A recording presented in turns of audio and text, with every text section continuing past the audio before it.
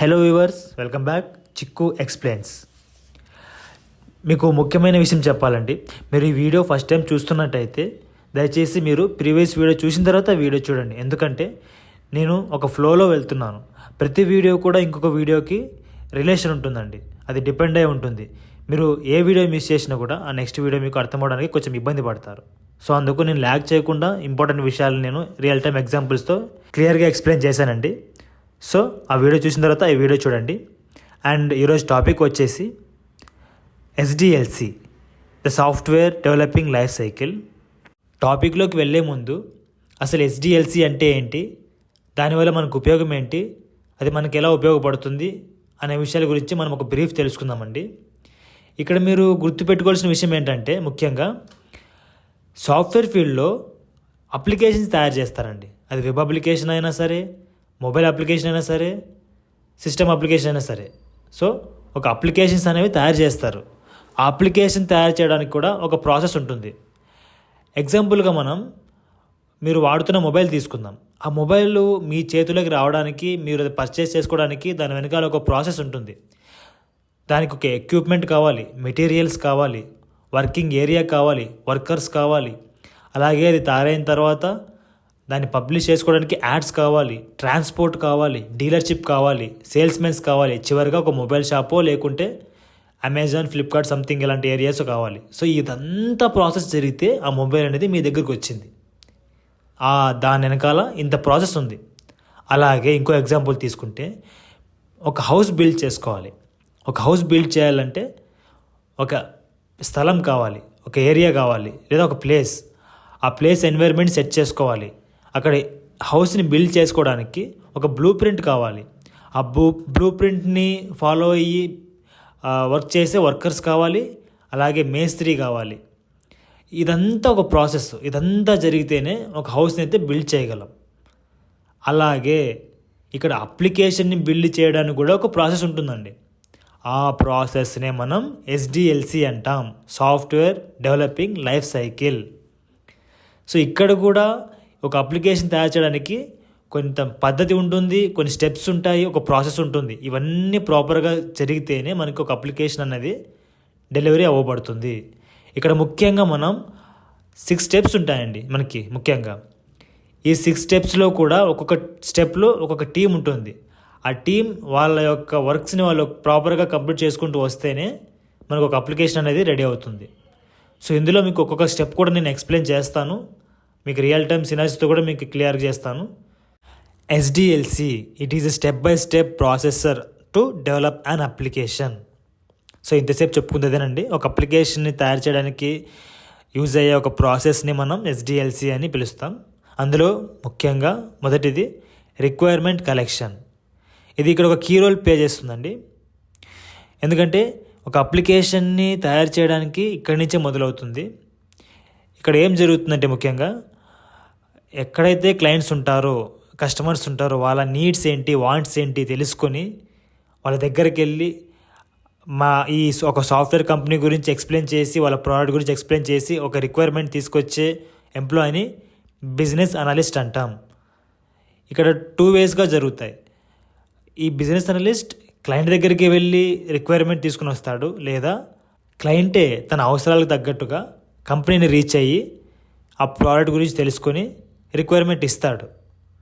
So ఇక్కడ 2 చోట్ల కూడా బిజినెస్ అనలిస్ట్ అనే అతను వాళ్ళ ప్రోడక్ట్ గురించి, వాళ్ళ కంపెనీ, సాఫ్ట్వేర్ కంపెనీ గురించి ఎక్స్ప్లెయిన్ చేస్తాడు. ఇక్కడ మీకు డౌట్ రావచ్చు, అసలు క్లయింట్ ఏంటి, రిక్వైర్మెంట్స్ ఏంటి, ఎందుకు ఈ సాఫ్ట్వేర్స్ని ఇస్తున్నారు అని చెప్పేసి. నేను దీని గురించి మీకు ప్రీవియస్లో మెడికల్ షాప్ అని చెప్పేసి ఒక రియల్ టైమ్ ఎగ్జాంపుల్ చెప్పానండి. సో అందుకే నేను ఎందుకు వీడియోస్ మిస్ చేయకుండా చెప్తానంటే, ప్రతి చోట కూడా ప్రతి వీడియో ఇంకొక వీడియో మీద డిపెండ్ అయి ఉంటుంది. ఆ వీడియో మీరు అక్కడ చూసింటే ఇక్కడ మీకు ఈజీగా అర్థమైపోతుంది. అక్కడ ఎలా అయితే ఒక మెడిసిన్కి సంబంధించి ఒక అప్లికేషన్ని కస్టమర్ రెడీ చేసి ఇవ్వమని చెప్పాడో, అలాగే ఈ ప్రపంచంలో ఒక మెడిసినే కాకుండా number of products, number of usage, number of needs ఉన్నాయి. సో ఎక్కడ ఏం నీడ్ ఉందని తెలుసుకునే ఒక రెస్పాన్సిబిలిటీ బిజినెస్ అనలిస్ట్కి ఉంటుంది. అలా తెలుసుకుని ఆ రిక్వైర్మెంట్స్ని తీసుకుని వచ్చి ఆ రిక్వైర్మెంట్స్ని కూడా ఒక డాక్యుమెంట్ రూపంలో తీసుకొస్తారండి. క్లయింట్కి ఏదైతే అవసరమో, ఫర్ ఎగ్జాంపుల్ క్లయింట్ నాకు ఒక అప్లికేషన్ చేసివు, ఒక వెబ్ అప్లికేషన్ చేసివు, నా నేమ్ ఇక్కడ ఉండాలి, నా ప్రోడక్ట్ నేమ్ ఇలా ఉండాలి, అలా ఉండాలి అని చెప్పేసి నీట్గా ఎక్స్ప్లెయిన్ చేసి ఒక వెబ్ అప్లికేషన్ తయారు చేసి ఇవ్వమంటాడు. ప్రతి దాన్ని కూడా పిన్ టు పిన్ ఒక డాక్యుమెంట్ రూపంలో బిజినెస్ అనలిస్ట్ తీసుకుని కంపెనీలో సబ్మిట్ చేస్తాడు. అక్కడ అప్లికేషన్స్కి ఒక శంకుస్థాపన అనేది మొదలవుతుంది. సో ఈ ప్రాసెస్ని మనం రిక్వైర్మెంట్ కలెక్షన్ అంటాం. ఫైనల్గా చెప్పొచ్చేది ఏంటంటే అండి, ఒక బిజినెస్ అనలిస్ట్ కంపెనీ రిక్వైర్మెంట్స్ పెంచడానికి క్లయింట్ యొక్క అవసరాలు తెలుసుకొని వాళ్ళ దగ్గరికి వెళ్ళి ఈ కంపెనీ సాఫ్ట్వేర్ కంపెనీ రిక్వైర్మెంట్స్ చెప్పి రిక్వైర్మెంట్స్ తీసుకొచ్చి కంపెనీలో సబ్మిట్ చేసే ఒక వర్క్ని, ఆ ఎంప్లాయీని మనం బిజినెస్ అనలిస్ట్ అంటాం. ఈ ప్రాసెస్ని రిక్వైర్మెంట్ కలెక్షన్ అని అంటాం. So next step, feasibility study or analysis. Feasibility study అంటే ఏం లేదండి, ఇప్పుడు మనం ఫస్ట్ స్టెప్ ఏం చెప్పుకున్నాం, రిక్వైర్మెంట్ కలెక్షన్ చెప్పుకున్నాం. బిజినెస్ అనలిస్ట్ వెళ్ళాడు, క్లయింట్ దగ్గర రిక్వైర్మెంట్ తీసుకున్నాడు, వచ్చేసి కంపెనీలో సబ్మిట్ చేసేసాడు, బాగుంది. కానీ ఆ అప్లికేషన్ తయారు చేయడానికి కావాల్సిన బడ్జెట్ ఎంత, అది ఏ టైంలో కంప్లీట్ అవుతుంది, దానివల్ల ఆ కంపెనీకి ఎంత ప్రాఫిట్ అండ్ లాస్ అవుతుంది, ఆ కంపెనీకి ఎంత యూజ్ ఉంటుంది, అలాగే మార్కెట్లో ఆ కాంపిటీషన్ ఎలా లీడ్ చేస్తుంది. మీరు ఇక్కడ అబ్జర్వ్ చేస్తే, in this phase team of high level people will sit together and decides the project is doable or not on the basis of factor. ఇక్కడ ఇమేజ్లో చూస్తేనేమో customers, product and service, founding team, competition, startup needs, value chain, industry and investors అని ఉంది కదా.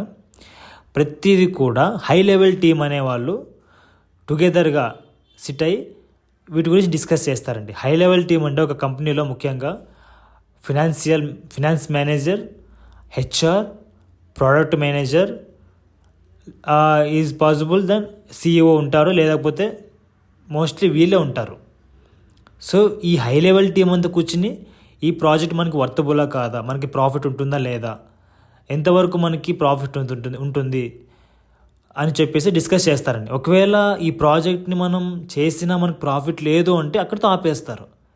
లేదా profit ఉంది కానీ client ఇచ్చిన టైంలో మనం చేయలేము అని అనిపిస్తే మాత్రం అక్కడ ఆపేస్తారు. ఎందుకంటే క్లయింట్ ఇచ్చిన బడ్జెట్, ప్రాఫిట్ ఉన్నా, టైంలో చేయగలిగిన ఇలా ఉన్నప్పుడే మాత్రమే కంపెనీ ముందుకు తీసుకెళ్తుంది. టైంలో చేయలేము లేదా బడ్జెట్ లేదు, ఇది ప్రాఫిట్ ఉండదంటే మాత్రం కొంచెం ఆలోచిస్తారండి. ఒకవేళ ప్రాఫిట్ లేకపోయినా ఆ క్లయింట్ వల్ల ఇంకా ఏదైనా యూసేజ్ ఉంది, డెవలప్మెంట్ ఉంది, మార్కెట్ ఉంటుంది ముందుకి అంటే దానికి తగ్గట్టుగా వాళ్ళు ఎన్విరాన్మెంట్ సెట్ చేసుకుంటారు. సో ఈ ప్రాసెస్ని మనం ఫీజిబిలిటీ స్టడీగా పిలుస్తాం. దీనికి హై లెవెల్ టీమ్ అనే వాళ్ళు డిసైడ్ చేసుకుంటారు. Next, design or architecture.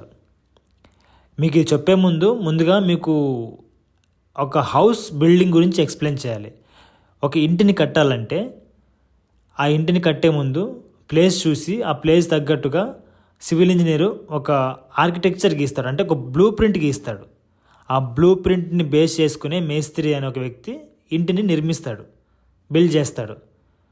Without blue print build చేయడం అంటే చాలా కష్టమని కాదు, అసలు చేయడం కూడా సాధ్యం కాదు. ఏదో క్యాజువల్గా అయిపోతుంది. చిన్నవి అయితే మేనేజ్ చేయొచ్చు, కానీ పెద్ద పెద్ద బిల్డింగ్స్ అనే దానికి ఖచ్చితంగా ఒక ఆర్కిటెక్చర్ బ్లూ ప్రింట్ అనేది ఖచ్చితంగా కావాలండి. అలాగే ఇక్కడ కూడా అప్లికేషన్ని ఫస్ట్ స్టెప్లో అయితే రిక్వైర్మెంట్ కలెక్షన్ తెచ్చేస్తారు. ఫీజిబిలిటీ స్టడీలో కూడా సెట్ అయిపోయింది. ఓకే, ఇది మనకి వర్తబుల్, ప్రాఫిట్ ఉంది అండ్ టైంలో చేసేస్తామని చెప్పేసి వాళ్ళు కూడా ముందుకు పంపించేస్తారు. సో ఆ తర్వాత డిజైనర్ ఉంటారండి, ఆర్కిటెక్చర్. అక్కడ అతను సీనియర్ డెవలపర్ అనమాట, లేదా మేనేజర్ కూడా ఉంటాడు. అతను ఏం చేస్తాడు, ఆ రిక్వైర్మెంట్ తీసుకొని ఆ రిక్వైర్మెంట్ తగ్గట్టుగా ఒక బ్లూ ప్రింట్ చేస్తాడు. సో మీరు ఇక్కడ కింద అబ్జర్వ్ చేస్తే ఇన్స్టాగ్రామ్ ఒక బ్లూ ప్రింట్ ఉందండి.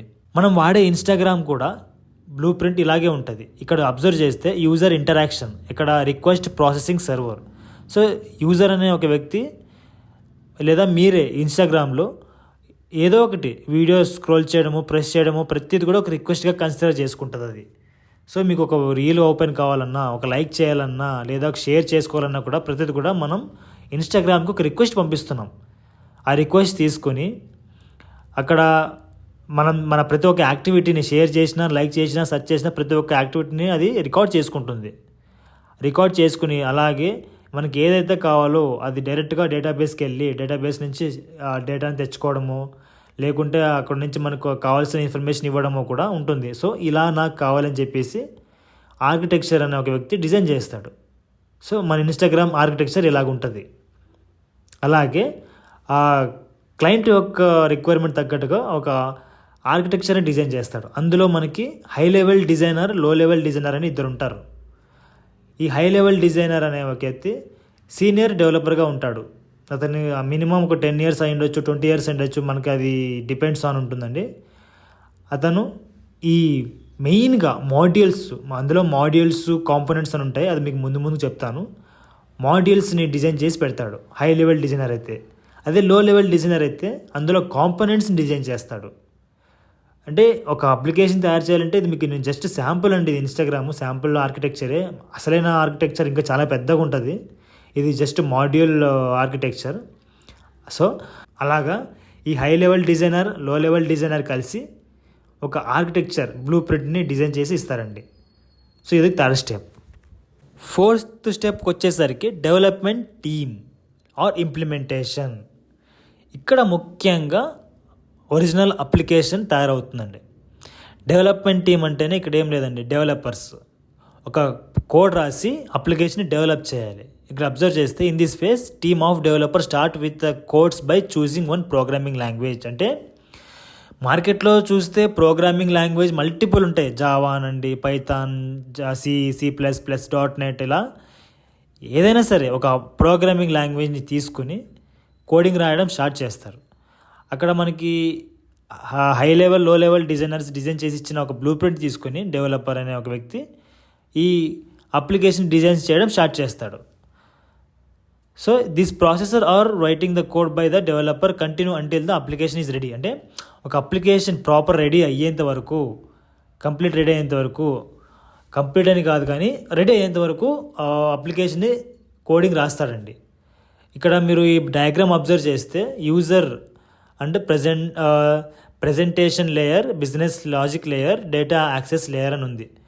ఇక్కడ బ్యాక్ ఎండ్, ఫ్రంట్ ఎండ్ అనే వర్డ్స్ మీరు వినే ఉంటారు. ప్రెజెంటేషన్ లేయర్ అంటే ఆ అప్లికేషన్ యొక్క ఇంటర్ఫేస్ని మనం ప్రెజెంటేషన్ లేయర్ అంటాం.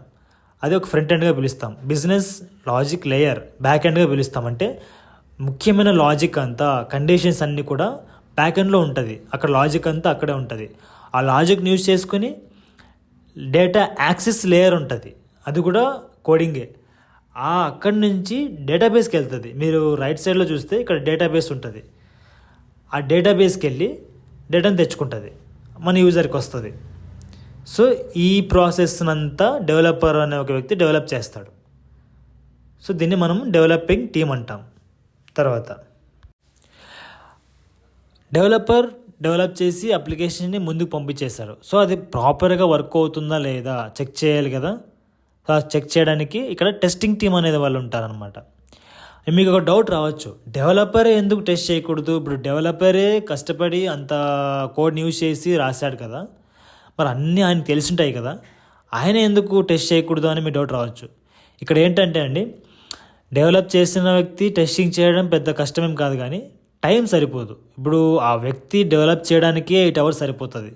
ఇంకా దాన్ని టెస్ట్ చేయడానికి మిగతా 8 hours కూడా అక్కడే ఉండాలంటే 24/7 అక్కడే కూర్చోవాల్సి వస్తుంది. అంటే మనుషులం కదండి. సో మిషన్లు అంటే 24/7 కాకపోయినా 365 days కూడా అలాగే చేస్తాయి. అది కూడా డిపెండ్స్. దానికి కూడా ఫ్యూయల్ కానీ కరెంట్ కానీ లేకపోతే అదే పడిపోతాయి. అలాంటిది మనుషులకి ప్రాపర్ నిద్ర లేకున్నా, ప్రాపర్ ఫుడ్ లేకున్నా కూడా బ్రతకడం చాలా కష్టమైపోతుంది. అందుకు దీన్ని ఓవర్కమ్ చేస్తూ టెస్టింగ్ టీమ్ అనే వాళ్ళని ఇన్వైట్ చేస్తారనమాట. సో డెవలపర్స్ ఏం చేస్తారు, అప్లికేషన్ డెవలప్ చేసి ఇచ్చేస్తే అది ప్రాపర్గా వర్క్ అవుతుందా లేదా, ఎంతవరకు వర్క్ అవుతుంది, అందులో ఏమైనా బగ్స్ ఉన్నాయా, డిఫెక్ట్స్ ఉన్నాయా, ఇష్యూస్ ఉన్నాయా అని చెప్పేసి టెస్టింగ్ టీమ్ వాళ్ళు టెస్ట్ చేస్తారు. అదే ఇక్కడ ఉంది. Once application is ready for the test engineer start checking the application and all the bugs and defects hand it over to the developer. This process will continue until the application is stable. మీరు observe చేస్తే last ఆప్షన్లో ready అని ఉంది. అంటే ready అంటే just ready అంతే, అది perfect అని కాదు. ఇక్కడ ఏమవుతుంది, ఈ అప్లికేషన్ తీసుకుని టెస్ట్ చేసి తిరిగి మరి ఎక్కడ ప్రాబ్లమ్స్ వస్తే డెవలపర్కి పంపిస్తారు. అలాగే డెవలపర్ ఫిక్స్ చేయడము, బగ్స్ని మరీ తిరిగి టెస్టింగ్ పంపించడము, అలా వాళ్ళ మధ్యన ఆ రిటర్న్ అండ్ సెండింగ్ డిస్కషన్ జరుగుతూ ఉంటుంది.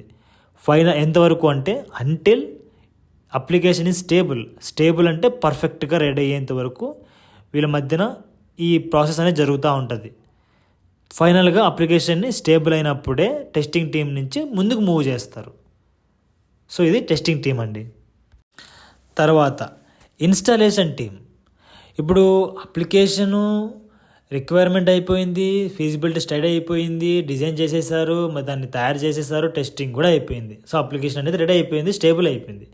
మరి దాన్ని ఇన్స్టాల్ చేయాలి కదా, అది కూడా క్లయింట్ కావాల్సినట్టు విధంగా ఆ టైంలో క్లయింట్ వస్తే, సో ఇక్కడ అదే ఉంది, this phase the final stable application is move from the company requirement to the customer environment. So company రిక్వైర్మెంట్గా ఈ స్టేబుల్ అయిన అప్లికేషన్ని కస్టమర్ ఎన్వైర్న్మెంట్లోకి పంపించేస్తారు. సో సార్ మీ అప్లికేషన్ రెడీ అయిపోయింది, మీరు తీసుకెళ్ళొచ్చని చెప్పేసి వాళ్ళ ఒక సిస్టంలోనో లేకుంటే వాళ్ళ ఒక ఎన్వైర్న్మెంట్లోనో ఒకళ్ళ ఆఫీస్లోనో వాళ్ళు ఎక్కడ అడిగితే అక్కడ వాళ్ళకు అనుకూలంగా ఈ అప్లికేషన్ అనేది అక్కడ సెట్ చేసి ఇన్స్టాల్ చేసి ఇచ్చేస్తారండి. సో దీనికి ఒక సపరేట్ టీం ఉంటుంది. ఈ ఇన్స్టాలేషన్ టీం అనే వాళ్ళు అప్లికేషన్ని ప్రాపర్గా వాళ్ళకు డెలివరీ చేస్తారు. ఈ ప్రాసెస్ని మనం ఇన్స్టాలేషన్ టీం అంటాం. చివరగా మెయింటెనెన్స్ టీమ్. ఇది కూడా ఒక ముఖ్యమైన స్టెప్పేనండి.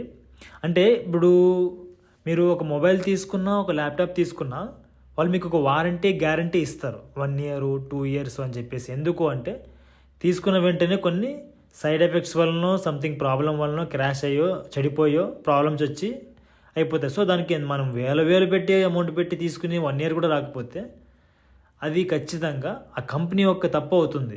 సో అందుకు వాడు ఏం చేశాడు, మనకు వారంటీ గ్యారంటీ అయిన ఒక పాస్ని ఇచ్చాడు. అది పెట్టుకొని అది ఉన్నంత వరకు టెన్షన్ లేదు. ఆ టైం లిమిట్ దాటిపోతే ఇంకా అది ఏమైనా వాళ్ళకి సంబంధం ఉండదు. సో అంతవరకు మనకైతే వారంటీ గ్యారంటీ ఇస్తున్నాడు. ఇక్కడ కూడా సేమ్ ప్రాసెస్. సో ఇన్స్టాలేషన్ అయిపోయింది, తీసేసుకున్నాడు కస్టమర్. ఈ అప్లికేషను సాఫ్ట్వేర్ కంపెనీలు ఉన్నంత వరకు బాగా జరిగింది. కానీ క్లయింట్ ఎన్వైర్న్మెంట్ వెళ్ళేసరికి 1 month జరిగి 1 month తర్వాత మళ్ళీ ప్రాబ్లం రావడం జరిగింది. ఇష్యూస్ క్రాష్ అవ్వడము, లేకుంటే అది ప్రాపర్గా వర్క్ అవ్వకపోవడము, బగ్స్ మళ్ళీ రావడము. సో ఇలాగా డిఫరెంట్ ప్రాబ్లమ్స్ వచ్చేసాయి. అప్పుడు వెంటనే ఏం చేస్తాడు, కంపెనీకి వచ్చేస్తాడు, కంపెనీ వాళ్ళని అడుగుతాడు. సో అప్పుడు కంపెనీలో మాకు తెలియదు, మీకు ఇచ్చేసినామన్నారు అనుకోండి, నెక్స్ట్ టైం ఎవ్వరు కూడా కంపెనీకి వచ్చి రిక్వైర్మెంట్స్ ఇవ్వరు. సో అందుకు కంపెనీ ఏం చేసింది, మీకు అప్లికేషన్ మేము డిప్లాయ్ చేస్తాం, తర్వాత ఈ టైం వరకు మాతో ఉన్న ఒక డెవలపర్ని టెస్టర్ని మీకు సపోర్ట్ టీమ్గా మీకు అవైలబుల్గా ఉంటారు, మీకు ఎప్పుడు ఏ ప్రాబ్లం వచ్చినా కూడా మీకు వీళ్ళు హెల్ప్ చేస్తారు అన్నట్టుగా ఉంటారండి. అంటే మనకి మొబైల్లో గ్యారంటీ వారంటీ ఇస్తారు, దానికి మనీ పే చేయాల్సిన అవసరం లేదు. కానీ ఇక్కడైతే మనీ పే చేయాలి. ఎంతవరకు, 1 year 2 years 5 years life long కూడా ఉంటుంది. అది డిపెండ్స్ ఆన్ పేమెంట్. సో వాళ్ళకి ఎలా కావాలంటే అలా పేమెంట్ తీసుకుని ఆ మెయింటెనెన్స్ అనే వాళ్ళని తీసుకుంటారండి. ప్రీవియస్ వీడియోలో నేను ఒక టాపిక్ స్కిప్ చేశానండి, ప్రోగ్రామింగ్ లాంగ్వేజ్. ఇక్కడ మీకు అదొక చిన్న బ్రీఫ్గా చెప్తాను, ముందు వచ్చే వీడియోలో మీకు క్లియర్గా ఎక్స్ప్లెయిన్ చేస్తానండి. సో మనం నేర్చుకోవాలనుకున్న ఈ జావాని కూడా మనం హై లెవెల్ లాంగ్వేజ్గా పిలుస్తాం. సో అదే మీకు ఇక్కడ పిక్చర్లో చూపిస్తున్నాను. ఇక్కడ ఏంటంటే సిస్టమ్ కంప్యూటర్ కూడా ఏ లాంగ్వేజ్ అర్థం చేసుకోలేదండి. దానికి ఇంగ్లీష్ కానీ జావా కానీ పైథాన్ కానీ ఏ లాంగ్వేజ్ కూడా అర్థం కాదు. కేవలం అది అర్థం చేసుకున్న లాంగ్వేజ్ బైనరీ లాంగ్వేజ్. ఈ బైనరీ లాంగ్వేజ్ అనేది ఇందులో 1s and 0s అనేవి యూజ్ చేస్తారండి. ఈ 1s 0s అనేది డిఫరెంట్ టైప్స్గా అది ప్రమోట్ చేసుకుని యూజ్ చేసుకుంటుంది. సో ఇక్కడ చూసుకుంటే నేను ఇక్కడ high level programming language Java రాశాను అనుకోండి, ఇది ఏం చేస్తుందంటే కంపైల్ చేసుకుంటుంది. ఈ కంపైలర్ అనే యారోది కంపైలర్గా అనుకుంటే మనం రాసిన కోడ్ని బైనరీ లాంగ్వేజ్గా కంపైల్ చేసుకుని డెస్టినేషన్కి ఎగ్జిక్యూట్ చేసుకుంటుందండి. సో ఇక్కడ ఓవరాల్గా జరిగే ప్రాసెస్. సో మీరు గుర్తుంచుకోవాల్సింది ఏంటంటే కంప్యూటర్కి ఏ లాంగ్వేజ్ కూడా అర్థం కాదు ఎక్సెప్ట్ బైనరీ లాంగ్వేజ్ తప్ప. ఇక్కడ మీరు అబ్జర్వ్ చేస్తే ఇక్కడ నేను అసెంబ్లీ అని ఒక లాంగ్వేజ్ని చూపిస్తున్నానండి. అంటే మనం ఫస్ట్లో కనుగొనబడిన లో లెవెల్ ప్రోగ్రామింగ్ లాంగ్వేజ్ అంటే అసెంబ్లీ. ఇది లో లెవెల్ ఎందుకు అంటున్నానంటే ఇది నోమినీస్ టైప్లో ఉంటుంది. రాయడానికి కూడా కొంచెం కష్టంగా ఉంటుంది. సో అందుకు ఇంకా అది స్టార్టింగ్లో యూజ్ చేస్తూ వచ్చారు. డైరెక్ట్గా దీన్ని బైనరీ ప్లేస్లో కోడింగ్ రాసేసి ఎగ్జిక్యూట్ చేసేవాళ్ళు. ఇది కూడా మనకి బైనరీ లాంగ్వేజ్లో కన్వర్ట్ చేసుకుని వెళ్ళేది. కానీ డే బై డే ఆ యూజెస్ తగ్గట్టుగా అప్డేట్ అవుతూ వచ్చింది. హై లెవెల్ ప్రోగ్రామ్స్ కూడా కనుగొనడం జరిగింది. సో ఈ విధంగా మనం ప్రోగ్రామింగ్ లాంగ్వేజ్ని డిఫైన్ చేయొచ్చండి.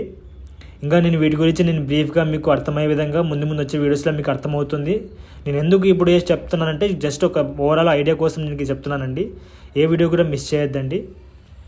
సో ఇదండి మనం ఈరోజు డిస్కస్ చేసిన టాపిక్స్. మీకు ఎక్కడైనా సరే ఏదైనా డౌట్స్ ఉంటే మాత్రం కామెంట్ చేయండి, మర్చిపోకండి. బట్ సబ్స్క్రైబ్ చేయడం మాత్రం మర్చిపోకండి. ఈ వీడియో నచ్చితే మాత్రం షేర్ చేయండి మీ ఫ్రెండ్స్ కూడా. అలాగే లైక్ చేయండి. మీకు ఏదైనా నచ్చకపోతే మాత్రం కామెంట్ చేయండి, నేను దాన్ని అప్డేట్ చేసుకుంటాను. So thank you watching for the video. Next ఇంకొక కంటెంట్తో మీ ముందుకు వస్తానండి. అంటిల్ దెన్, జై హింద్.